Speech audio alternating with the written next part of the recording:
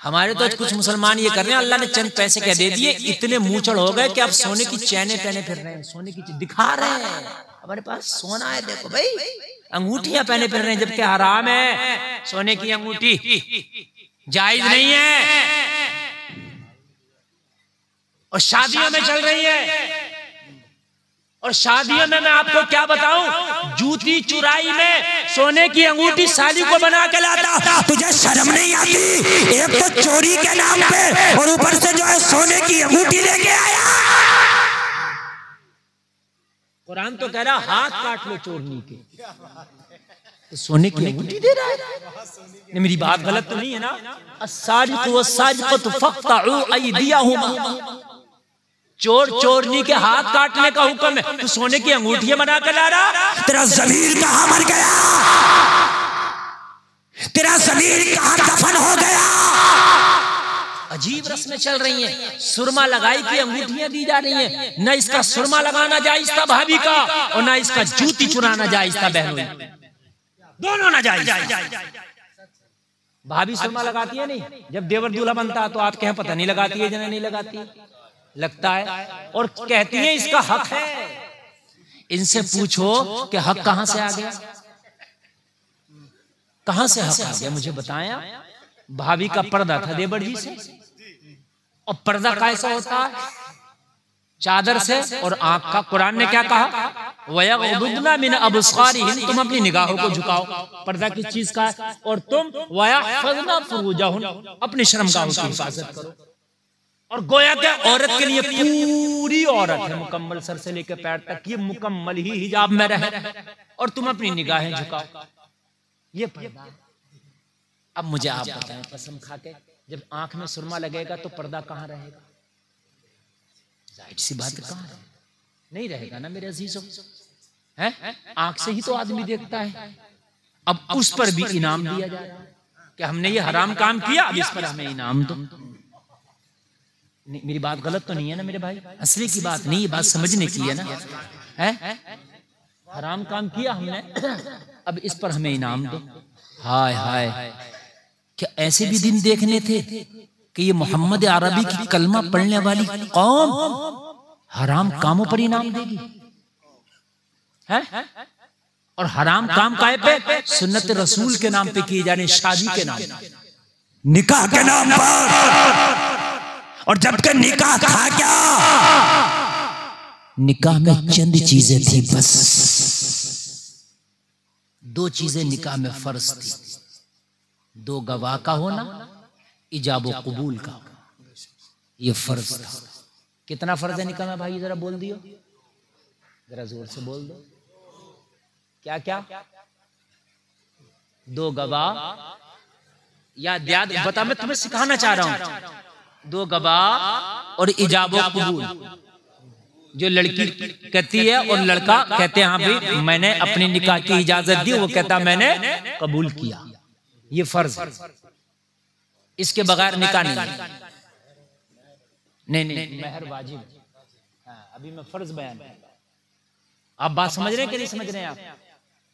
अब गवाह निकाल कर लाता वो क्लीन शेव वाला, जिसकी गवाही नहीं मानेगी शरीयत। फर्ज है ये कारी नाजिर साहब। अब हम फर्ज कैसा अदा कर रहे हैं? ये मेरी बात हंसने की नहीं, बात समझने की, अल्लाह की कसम बात हजरत बात समझने की है। ये फर्ज था, ये लाजमी था निकाह में। अब कौन आ रहा है कि गवाह? वो आ रहा गवाह जिसने जुमे की भी ना पढ़ी। गवाह वो आ रहा है कि जो हफ्ते में 3 बार मुंडा के और आता है, क्लीन शेव करा के आता, फिटकरी के ढेले अपने चेहरे पे खूब रगड़वा के आता। ये गवाह तुझे शर्म नहीं आती? ये फर्ज है। दयानतदार हो गवाह, नमाजी हो, बाशरा हो, सच्चा हो, ईमान का पक्का हो।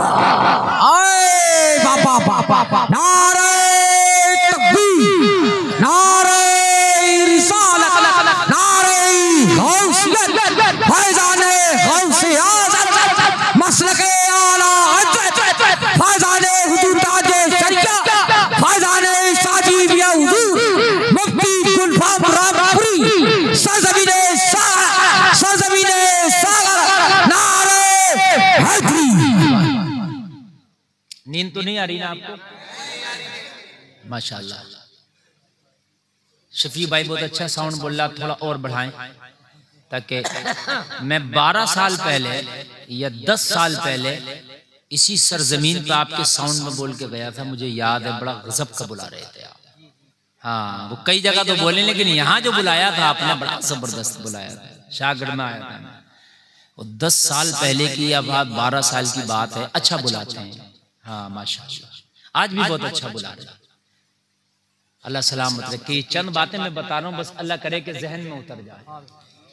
ओ नौजवानों सुनो, जब तुम्हारी शादियां हो, निकाह का वक्त आए, तो किसी अहले खैर नत्तु खैर को गवाह बना के तैयार ना कर लेना। वो कहना सुनो, गवाह मेरी मर्जी का चला, बाशरा हो, दयानतदार हो, नमाजी हो।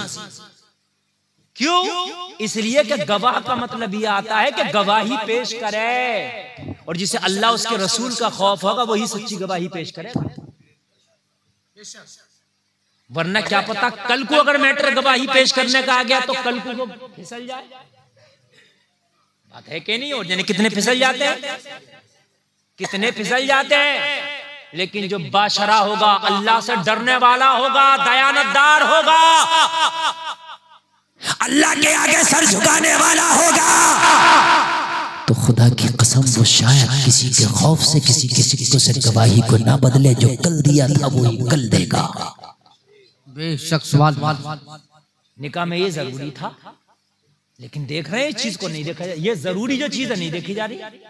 होटल कौन सा किया गया, बैटर कितने होंगे, कुर्सियां कैसी हैं, बर्तन कैसे हैं, और उसमें इंतजाम कैसा, जरा बताओ, पूरा मैनेजमेंट बताओ कैसा, खाना कैसा। अरे ये तेरी शादी में शामिल था ही नहीं, कहीं भी नहीं है तेरी शादी में शामिल। ये खाली की खुराफात, और उस पर इतना गौर व फिक्र, कितना गौर व फिक्र होता है मुझे बताएं। इतना गौर व फिक्र। गवाह कोई भी बन जाएगा। अरे भी क्यों बन जाएगा गवाह कोई भी? और बात तो वहाबी को गवाह बना लेते हैं, जिसकी गवाही सिरे से ही बिल्कुल कबूल नहीं है, बना ले। अरे भी कोई भी हो जा, अरे भी क्यों हो जा गवाह? फिर मौलवी को क्यों ला रहा है निकाह पढ़ाने के लिए? किसी पंडित को ना ले, कोई भी करा दे जा वो कबूल।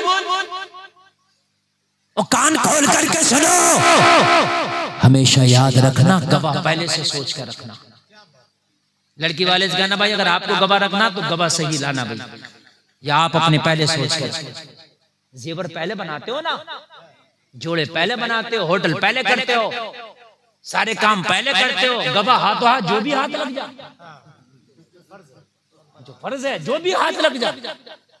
अब अगर बेचारा मौलवी इमाम कुछ कहे तो उसकी इमामत गई, चूंकि वो जो दो आरे होते हैं वो जाहिर सी बात है असर और रुसूख वाले होते हैं थोड़े बहुत। तो इमाम अगर सामने से कह देगा इन्हें क्यों लाए, तो वो इमाम की काम खत्म कर देगा निकाह के बाद। बात हकीकत है कि नहीं है? तो इसलिए इमाम भी बेचारा खामोश होकर पढ़ाता है। क्या करे, गवाह अच्छे लाओ, बाशरा लाओ। नंबर 2 वाजिब है महर। ये वाजिब है। क्या है ये? वाजिब है। वाजिब भी लाजमी है। इसमें क्या हो रहा होता है, 51,000 उधार बांध दिया। जो वाजिब है वो है ही नहीं, काम ही खत्म कर दिया उधार में। बताएं आप मुझे भाई, किसने उधार बांध दिया? होटल तो तू नकद करके आया, 3 क्विंटल का कोरमा तो तेरा नकद था, 10 तोला सोना भी तेरा नकद था, तेरे 25 जोड़ी कपड़े भी नकद है? तेरी ये जो कारों से बारात आई है ये भी बिल्कुल नकद है। हराम खोर, तुझे शर्म नहीं आती? तूने अभी निकाह की अहमियत को नहीं समझा। तूने 10 लाख रुपए नकद खर्च कर दिया, जो वाजिब था उसे उधार कर लिया। और वो भी देता कौन है? कितने देते हैं? मर गए ऐसे ही। और फिर मसले पूछते फिरते हैं तो माफ कैसे होगा? समझ रहे हैं आप? माफ कैसे होगा? हजरत से पहले पूछा था कि ये उधार कैसे रखा जाएगा? क्या बात है हजरत, वाह भाई वाह। और बाज जगह तो रखता इतना है कि वो खुदा की कसम देना भी चाहे दे सकता। 5 लाख ऐसे भी रखे हुए हैं। मेरा एक दोस्त है बहुत करीबी, तो उसका बेचारे का रखा 5 लाख। मैंने कहा 5 लाख क्यों रखा गया? बोले वो इसलिए रखते हैं कि कभी लड़की को ना छोड़े। इसकी मेहर की वजह से ना, डर की वजह से छोड़ेगा ही नहीं, कहां से दूंगा। तो मैंने कहा लड़की को छोड़ेगा नहीं मगर मेहर भी कभी नहीं देगा। यार कहां से देगा बताए मुझे आप?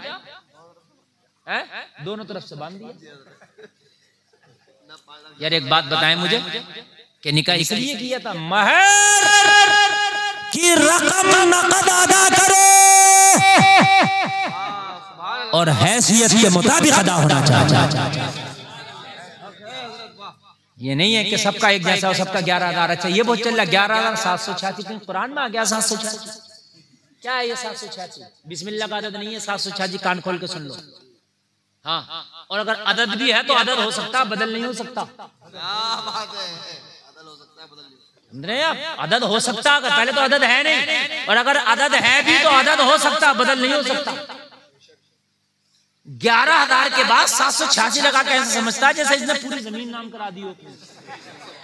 अब सुकून कि भाई अब तो ठीक हो गया, 11,000 के भी कम है। अच्छा भाई 11,786 ठीक हो गया तो अब सब खुश हो गए। क्या हो गया भाई 786 लगा दिया? मुझे बताया क्या हो गया 786 लगा दिया है? नोट अगर कोई आगे 786 का बड़ी संभल के रखेगा, और कुछ बेवकूफ है 786 का नंबर लेते हैं गाड़ी का पैसे दे दे के। क्या क्या हो गया बता मुझे? 786 का नंबर लेके कि पता चलेगा किसी मुसलमान की गाड़ी है, नंबर बताएगा गाड़ी है, तेरा अमल बताएगा कि तू मुसलमान है।